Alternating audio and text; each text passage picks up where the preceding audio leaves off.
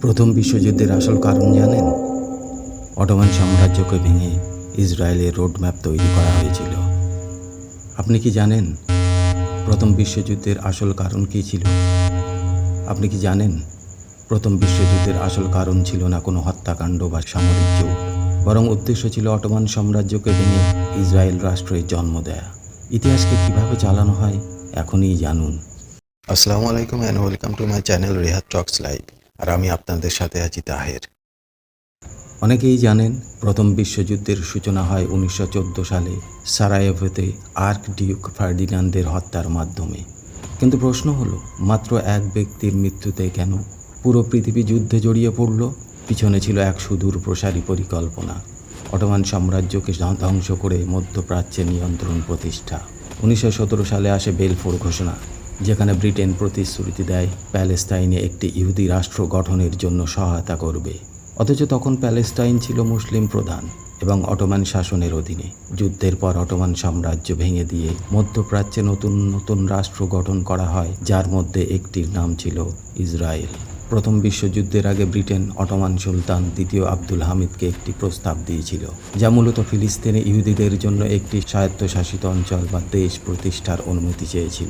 প্রস্তাবের মূল বিষয়বস্তু এমন ছিল, ব্রিটেন চেয়েছিল অটোমান সাম্রাজ্য ফিলিস্তিনে ইহুদি বসতি স্থাপনের অনুমতি দিক। এর বিনিময়ে ব্রিটেন অর্থনৈতিক ও রাজনৈতিকভাবে অটোমান সাম্রাজ্যকে সহায়তা করবে, অর্থাৎ উসমানীয় সাম্রাজ্য যেমন আছে তেমন থাকবে। কিন্তু সুলতান আব্দুল হামিদের প্রতিক্রিয়া ছিল অকল্পনীয়, অভাবনীয়। তিনি এই প্রস্তাব প্রত্যাখ্যান করেছিলেন এবং যা বলেছিলেন, ব্রিটেন তাতে প্রচণ্ড রেগে গিয়েছিল। সুলতান হামিদ বলেছিলেন, আমি আমার রাজ্যের কোনো ভূখণ্ড বিক্রি করব না, কেননা এই সাম্রাজ্য আমাদের পূর্বপুরুষদের রক্ত দিয়ে গড়া।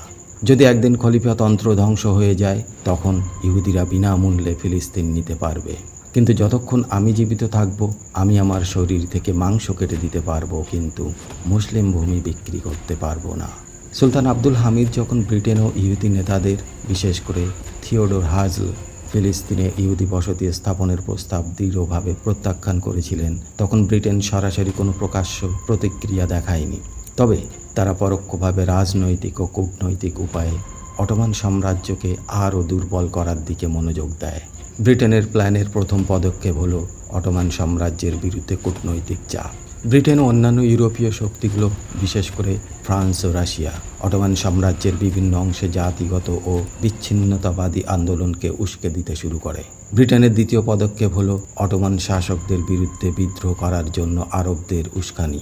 ব্রিটেন তখন লরেন্স অফ অ্যারাবিয়ার মাধ্যমে আরব জাতীয়তাবাদকে উস্কে দেয় এবং শরীফ হুসাইন বা মক্কা শরীফের নেতৃত্বে অটোমান সাম্রাজ্যের বিরুদ্ধে বিদ্রোহে মদদ দিয়েছিল। তারা বলেছিল, আরবের কাছে পবিত্র মক্কা ও মদিনা আছে, আর তাছাড়া তারা আরও বলে, মর্যাদার দিক দিয়ে তুর্কিদের থেকে আরবরা অনেক এগিয়ে। সুতরাং আরবদের আলাদা দেশ হওয়া উচিত। তারপর প্রথম বিশ্বযুদ্ধের সময় ব্রিটেন বেলফোর ঘোষণা প্রকাশ করে, যেখানে তারা ফিলিস্তিনে একটি ইহুদি জাতীয় রাষ্ট্র গঠনের প্রতিশ্রুতি দেয়। অটোমান সাম্রাজ্যের পতনের জন্য বিভিন্ন রকম কৌশল তারা অবলম্বন করতে থাকে। প্রথম বিশ্বযুদ্ধের সময় ব্রিটেন, ফ্রান্স ও রাশিয়া সাইকস-পিকো চুক্তি করে, যেখানে তারা অটোমান সাম্রাজ্যের ভূখণ্ড ভাগ করে নেওয়ার পরিকল্পনা করে। যুদ্ধ শেষে সেভ্রয় চুক্তি 1920 সালে ও লুজান চুক্তি 1923 সালে, এর মাধ্যমে অটোমান সাম্রাজ্যকে পুরোপুরি ভেঙে ফেলা হয়। সেদিন ব্রিটেন সরাসরি প্রতিক্রিয়া না দিলেও সুপরিকল্পিতভাবে অটোমান সাম্রাজ্যকে ভাঙতে ও ফিলিস্তিনের নিজেদের স্বার্থ প্রতিষ্ঠা করতে বা ইসরায়েল রাষ্ট্র তৈরি করতে সক্রিয়ভাবে কাজ করেছিল। অথচ সেই কথা এখনো পর্যন্ত পৃথিবীর কোনো ইতিহাস বইতে পাওয়া যায় না। অর্থাৎ আসল সত্যটা আমাদের থেকে গোপন করা হয়েছে। আজকের এটাই ছিল প্রথম বিশ্বযুদ্ধের একমাত্র কারণ সম্পর্কে বর্ণনা। আশা করি আজকের ভিডিও থেকে নতুন কোনো তথ্য পেলেন। আপনারা সবাই ভালো থাকবেন, সুস্থ থাকবেন, আর হ্যাঁ, সাবধানে থাকবেন। Thanks for watching this video. Allah Hafiz.